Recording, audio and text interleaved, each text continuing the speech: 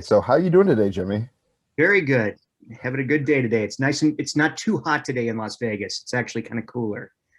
Yeah, I'm in Tucson, Arizona. So Oh, yeah. yeah, it's we actually moved here from Ohio not too long ago. So we're Oh, still getting used to the heat, but it's sure. not too bad here either. Low 100s, I think today. So So funny um to say that, right? I just watched Marathon. Have you seen the film yet? Because I, sometimes when I talk to people, they haven't. I have not. Okay. So my first question for you is when did you film it? When did you initially become involved with the project? I was afraid you were going to ask that. I think it was in 2018, maybe in the spring. Okay. Was it filmed before COVID? Oh, yeah, for sure. Yeah, at least a couple of years. So at least half of your scenes are in, one room behind a desk. And that's kind of what got me, curious because of obviously the film is a mockumentary and there's the camera style of one-on-one interviewing. So that's what made me think maybe this was how they got around COVID, like they had done everybody separately. But then my question, I guess, from there is, when you did all those scenes behind the desk, did you do all of that in one day, or did you use that as a set to go back multiple times? Nope. The behind the desk scenes. In fact, it's this very desk that I'm sitting at right now that it was filmed at. The backdrop, it was a little bit different, but you could kind of see some of that stuff back there and that thing. But yeah, it's this very desk, and it was all in one day. They came to my house and set up, and yeah, just kind of banged it all out. So you got it all that done at your house, but then I saw like for the outside where the race actually took place at, was that in Vegas where you are?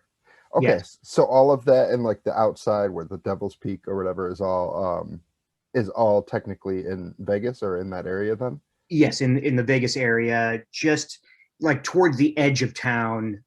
We had to drive out quite a bit, but I think it's still considered Las Vegas proper. But yeah, it's just kind of in the outskirts, so you can see a nice like mountain landscape in the background and stuff, and not too encumbered by residential areas and stuff like that. So, but yeah, I was all in this area.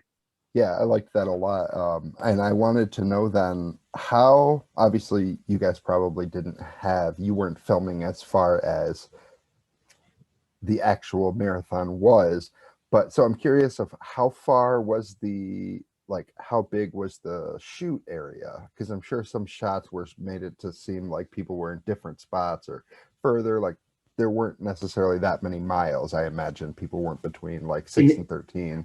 in the marathon race area. Yes. Yes. Yeah, from what I remember, it wasn't that huge of an area. It just had like a big expanse going out. And actually, now that I remember it, we did find another location for a separate section that also, it was just in a very contained area, but just had a very nice expanse in the back. Yeah, so for those scenes that I'm kind of just kind of looking off and kind of maybe yelling at the runners as they go. That was done in a separate location from where the start of the marathon was, where we all kind of grouped together. It was, but maybe just only a few miles away, just to get a little bit more of a deserted, even more of a deserted landscape in the background. So, have you worked with anybody any of the behind the scenes people or any of the actors who were in this film before? I I have worked with, I haven't worked with the directors before, but I have worked with the cinematographers from what I remember, and I'm forgetting his name. There were two, and I worked both of them because they worked a lot with Lightforge Studios, which is another a group here in Las Vegas that I've worked a lot with, and I remember working with them, working with some of the other actors in the show. I've worked with them in the past, but Anthony and Keith, it was my first venturing with them, and they were really great. So, I think that it's called Hot Tub Mimosas, which is what the label that, kind of put this movie out. Have you done anything else with that label? Are you involved at all with Hot Tub Mimosas, or is it basically just you were in this film? No, I just auditioned, and that was my first venture with them. Hopefully more in the future. Nice. So I know you haven't seen Marathon, but I'm curious, did you get the full script or were you mostly just looking at your scenes and the stuff that you were going to be doing? I auditioned for a different part originally, and so I saw some other scenes, and then they presented Ed Clapp to me after that, and so I believe I got the full script, and I read through it, and but yeah, I kind of was aware of where it was all going, and I kind of got a better idea knowing another role as well. So I kind of got more of the pieces through it. So yeah, Which was the role that you had initially auditioned for? I think it was Ryan. I think it was the That's boss. what I was gonna guess. I was gonna ask if it was Ryan. Yeah, Because yeah, I could see, I mean, obviously, like you're a huge character actor and you can get into different roles. I think Ed was the perfect like thing for you to do because you pulled that off. But the Ryan character, as soon as you said you auditioned for somebody else, I was thinking that it might yeah. be them. Because just because of the humor and the delivery that the character had, and then the actor brings to that role, it was Yeah. making me think that that might have been a role that you had gone out for. Um, I think I may have been a little bit too old for the part, maybe too old, and maybe a little not as fit for that. I don't. I'm not a runner. I'm not in my 30s. I think maybe my headshot makes me look better than I actually do. So when the real like it's like one of those things like expectations reality. I'm firmly in the reality section. So Nice. And then, you brought up reality. I was looking at your audition video for the America's Got Talent. oh Was, yeah, that was like a decade ago, right? Or was that, no, it was 2016. oh, 2020 made it seem like so much longer. Oh, 2020 was its own decade. Yeah. Yes. Yeah. So about 5 years ago then. Hmm. I like how they did, like they do the audition clips and like it shows, filming you walking away with the doll and everything. So I was curious if you could tell me a little bit about that process. Like, were you filming even like how much filming did you do? How much time were you on set outside of just you being on stage with, in front of Howie and them? And I think my day started at 10 a.m. showing up at the site. Luckily, the hotel was just on the other side of the street, so it was just walking distance from the hotel. But got there at 10 a.m. Did some light makeup. They and there was a lot of waiting around, of course. And then like every like maybe on the hour, just like okay, we're gonna interview you for this section here. So they would pull me in. I would do that for half hour or so, and then okay, wait again, and then oh, okay, well we could pull you in just to like just do B-roll stuff. Then if can you just sit here and be in the background for this? So there's a lot of that going on, and I don't think I went on stage in front of the judges until 10 p.m. So it was a long ass day, and yeah, it was.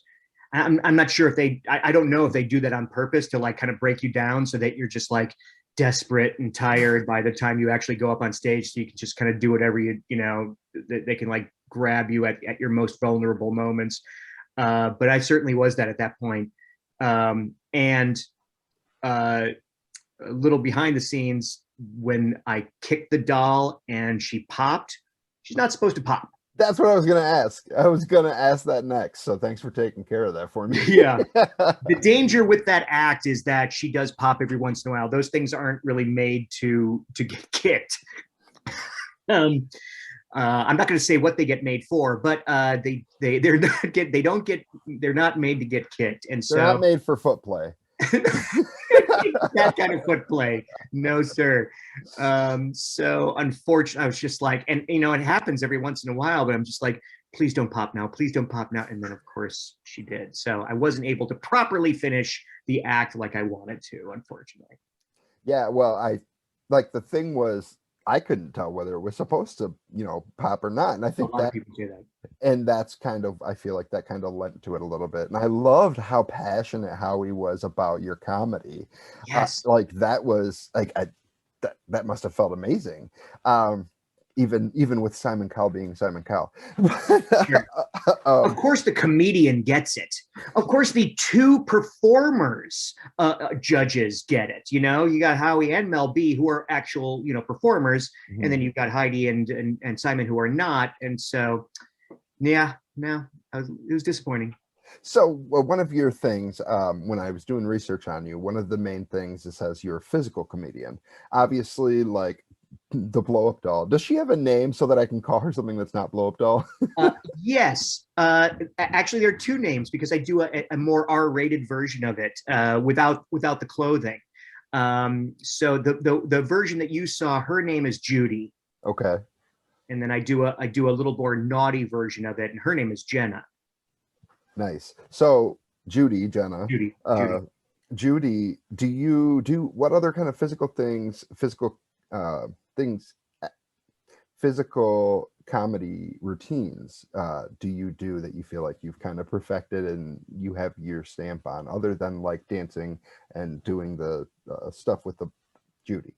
Judy. I don't really have set acts that I do by myself. I work a lot with big production companies like Cirque du Soleil and Spiegel World here in town, and so I kind of fit myself into whatever needs are needed for those big production shows.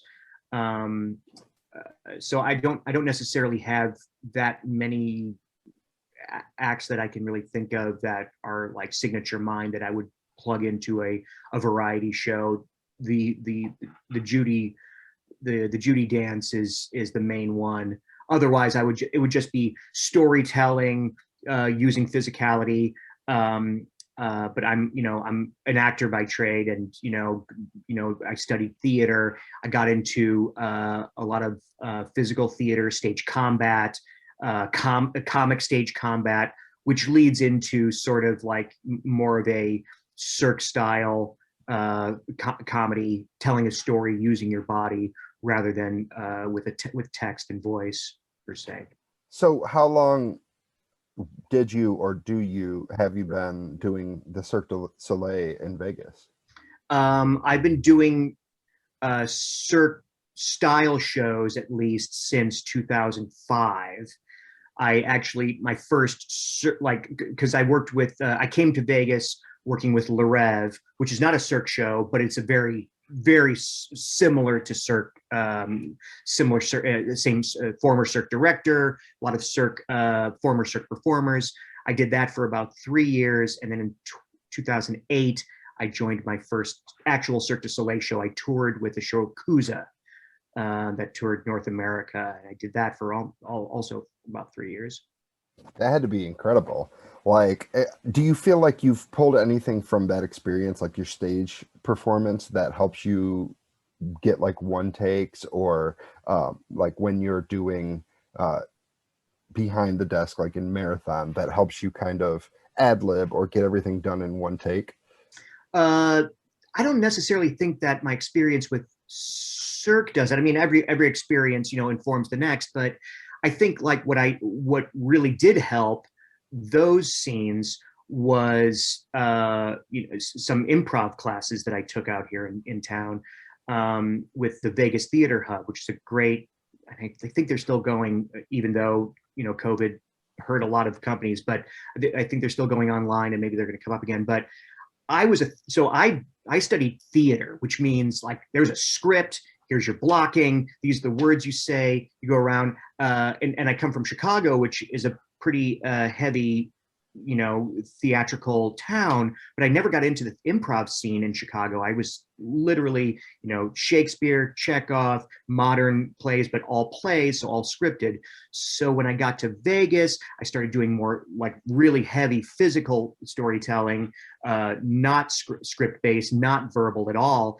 And then a few years later, I got into taking classes at the Vegas Theater Hub. So I really got into more of creating a verbal story, creating, and still working with physicality as well, but more of, I would be able to sit behind a desk and say, some things off the cuff in a more comfortable manner. And I'm still learning with that stuff. So I think, in the hierarchy of things, like I'm most comfortable with, scripted, theatrical stuff, then with circus stuff, and then, the behind the scenes doing this mockumentary style with marathon is probably in the lowest part of my comfort zone. So it was really great having the guys and girls there to support me and be, they were very, they were just very supportive, and I think Ed Clapp is definitely in my wheelhouse. So having stuff to do and say off the cuff came much easier with that character.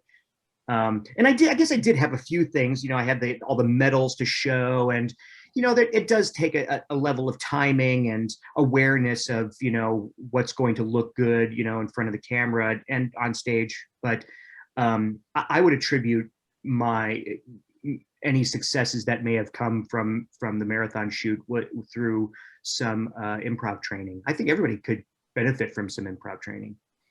It's great that even though you've been experienced and you've done a lot of different things, that you still open yourself to improv training or different kinds of training, because that lead you down roads you might not have thought you were going to go. So that makes me want to know, going back to the beginning, when you initially decided that you kind of wanted to get into entertainment, what was it that sparked that passion for you? And what was your initial path? Were you looking to be in comedy? Were you just looking to do theater? Can you kind of give me an all-encompassing answer for that really hard question?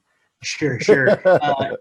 I grew up on 80s television. I'm an only child with elderly parents, so I spent a lot of time making faces in the mirror and watching Three's Company.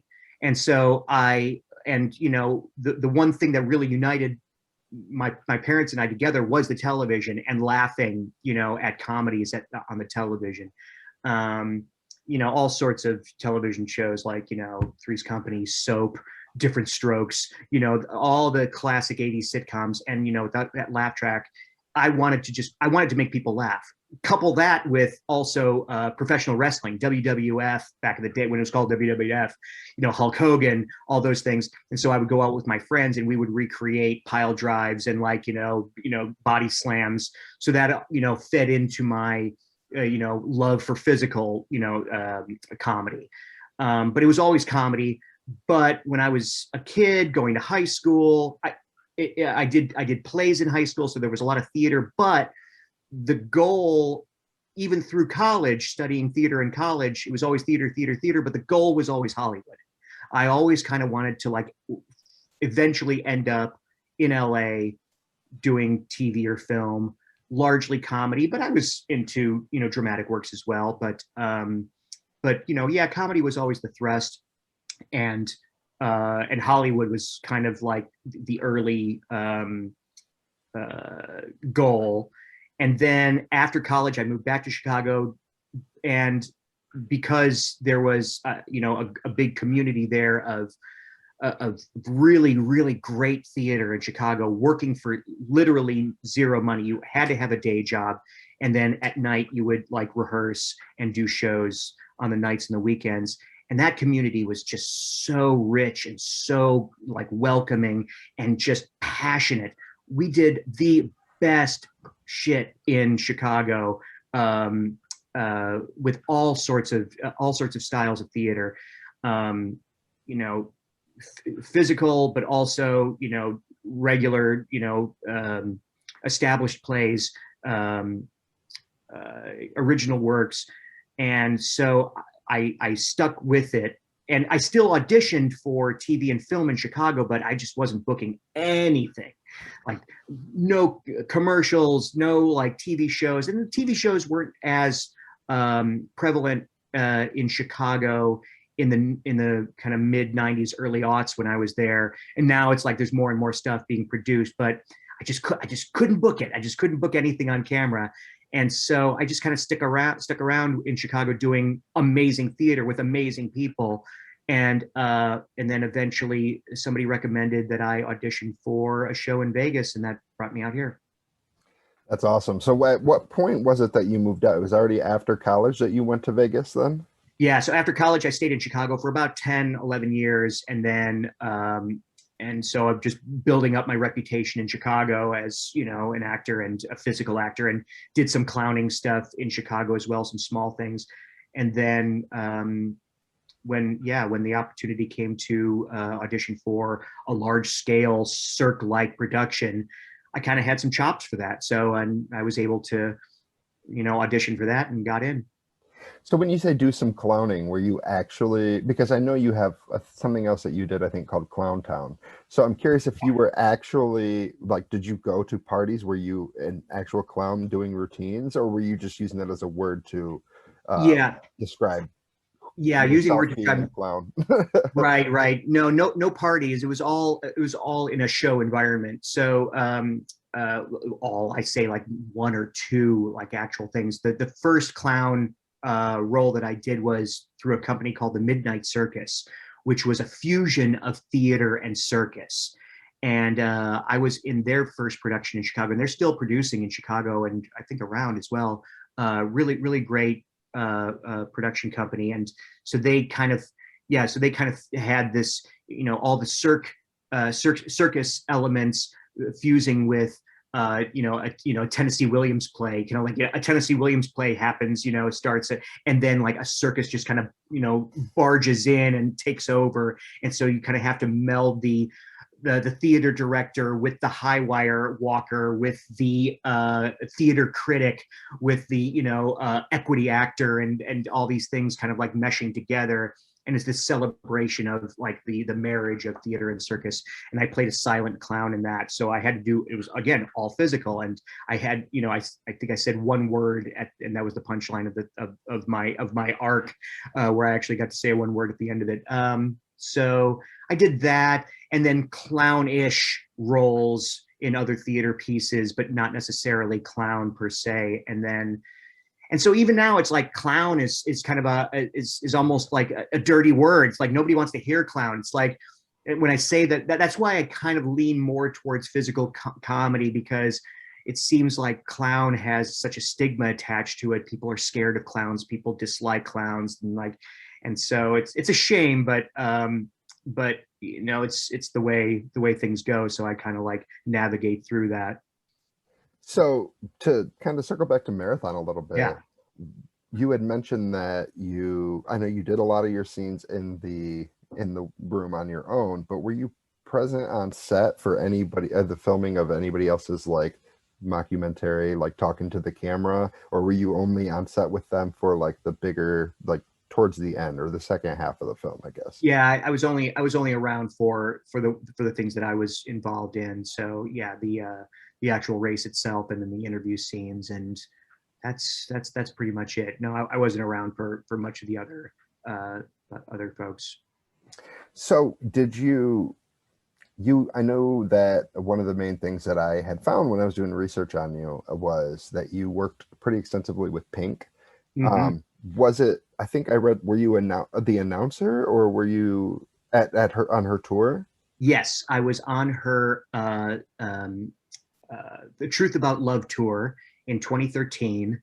It was just that was the only tour I did with her, but it was about 11 months, uh, North America, Europe, and Australia.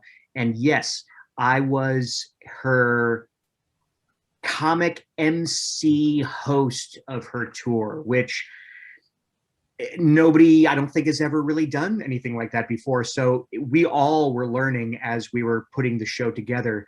She actually had come to Vegas and saw a show out here and got the idea for this host, concept. And it was kind of this like this like otherworldly game show host, this Beetlejuice style, like hypersexual, guy and craziness, to open the show and to have moments while she needs a breather to a costume change. I come out and do something ridiculous and silly, and then leave, and then she comes back out. It was quite a fascinating and exciting experience. I had some experience, getting on stage in front of, a couple of thousand people. But then when you get to 15, 17,000 people, and like you're the guy you're looking at, and none of those 17,000 people came to see you, it gets pretty nerve wracking. It's and there was some trial and error, and I did my best, to come out of the gate, strong, but like we had to learn what the audience wanted. And so it took a few shows to really like make it, I think, the success that it turned out to be. But I was really proud of that. And I was really proud of it really kind of showed me like how to override your fear. It's like I was literally the only person on stage. The band was behind the curtain, and I had to like entertain these people by my freaking self. So like I'm gonna pat myself in the back for not like pooping in my pants every night from doing that. So what do you think that you learned about like engaging that audience, especially with a much bigger audience? You said that it was kind of some trial and error, but once you got into the like motions of it, what was it that you felt like you did a little differently that helped you connect to maybe not just necessarily a Pink audience, but also like such a large audience? Yeah, and I had the advantage of the Pink tour to have not only just me standing out there in all the spotlights, but they had two jumbotron screens. So I had like, I don't know, like 1, 2, 3, 4, 5, like 5 or 6 cameras all trained on me as well, cutting to different screens. So that was another kind of mind trick too, to like perform physically, on the stage, but also to at the same time performing for the camera. So I worked with the camera director very closely to like make sure that like I was synced up and I knew like what cuts to take and where to take it. But the trial and error thing, especially before the show, to start the show, I used a lot of physical comedy, and my work with Cirque du Soleil also to inform what could be done and what would be successful. I would like what I would love to do, what I still love to do, is to be in the audience, like not just on stage, but like being in the aisles, being in the seats, sitting on people's laps, dancing with them, drinking their drinks, licking their bald heads. You would have been great. I would have loved you out there because, man, I always would find a bald head to lick. And never going to happen again. Thank you, COVID. But it got big laughs when I did that. And so, yeah, so just being in the audience helps warm them up to me, because when I do show up on stage, they're like, oh, that was that guy that was right by us, rather than like, who's that guy and who's not Pink at all, Right. And so it helps. So it was kind of learning that, being among them, being physical, and that helps too when you go to Europe, when they don't speak as much English. The more physical humor you do, the better the better success you'll have with winning over an audience, I think. That's a really, really great way to put it. And we talked about your past, we talked about your present, but where do you see yourself in the future? Like, what can you see yourself following? What's your goal? Are you looking to get more into movies? Are you looking to try to get more into theater, more into like some music assistance, kind of the way you did with Pink? What is it that you kind of hope to see next for yourself? Well, I'm always open to more film and on-camera work. I think maybe for now the Hollywood ship has sailed, and I think now that I have a family, we've kind of settled down here in Vegas. COVID really upended a lot of things too, and so the plans are still reforming and rejiggering, and I'm like still trying to figure out what I'm doing. But I am excited to see Vegas coming back in a very powerful way right now. Things are opening up, and it is like people are rabid for Vegas and for Vegas entertainment. And so I'm interested to see how this town changes and how entertainment in this town changes. And I hope to stay on the ground floor of that and be open to new experiences and new ways to entertain. I think there is going to be a lot more immersive entertainment coming out to Vegas, as well as around the world. I think people are seeing a lot more demand for something other than just sitting in a theater and watching, a show happen to them. They want to be involved in that. And that kind of like really melds well with my desire to be in among the audience and entertaining, weaving through them rather than, just being on stage, entertaining them, having a fourth wall there. So I'm excited to see like what changes happen and to like kind of be available for those within Vegas proper. I think we're going to stay here for a little bit, as until I pay off this house in the next 30 years.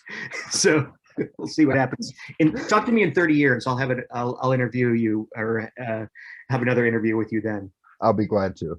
So I want to make sure before I wrap to give you a chance to plug anything, mention anything else that you haven't gotten a chance to, whether it be something about marathon that you want to share, or any of your other projects.